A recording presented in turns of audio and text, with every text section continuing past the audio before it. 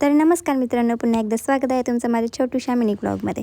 तर आता आम्ही चाललो होतो परत बाहेर. बोलतील तुम्ही किती फिरते ही, पण येस काम असतात. आणि आत्ता ग्रोसरी शॉपिंग करायची होती म्हणून मग पोहोचलो मॉलमध्ये आणि निघालो पटापट शॉपिंग करण्यासाठी. पण त्याच्या अगोदर मी गेली वॉशरूममध्ये, कारण मला फिट चेक करायचं होतं आणि थोडासा अवतार नीट करायचा होता म्हणून.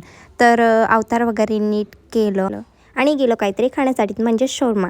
मला तर वाटतं आम्ही आता यांचे डेली कस्टमर झाले. शोरमा वगैरे खाऊन झाल्यानंतर आम्ही गेलो ग्रोसरी शॉपिंग करण्यासाठी. पण मला समजत नव्हतं मी काय घेऊ आणि काय नाही. मी फालतू वस्तूच बघत होते. तर मी घेतलं वगैरे आणि निघालो बाहेर आणि बसलो रिक्षामध्ये. जास्त करून तर माझंच सामान होतं आणि मी बॅग लिटरली खालीच केली होती. आणि मी जास्त मलाच सामान घेतलं होतं. ग्रोसरी शॉपिंग तर मला काही दिसतच नव्हती.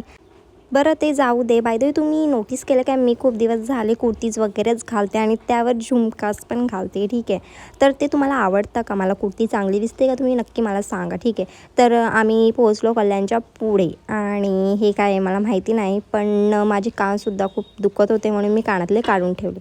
नंतर भिवंडीमध्ये पोहोचल्यावर मला मोमोजची आठवण आली म्हणून मी मोमोज घेतले होते. आणि मी बसली कशी होती भाई, तुम्ही बघा. गाडी अशीच दादाने लावली होती आणि मी त्याच्यावर अशीच बसून गेली होती, कारण मला खूप जास्त कंटाळा आला होता उठायलासुद्धा. नंतर मग मम्मीने कॉल केला आणि मला बोलली काहीतरी खायला घेऊन ये. मग तिचं डन केलं आणि मी घरी आलं, खाल्ले मोमोज. तर ब्लॉग आवडला असेल तर लाईक शेअर कमेंट नक्की करा.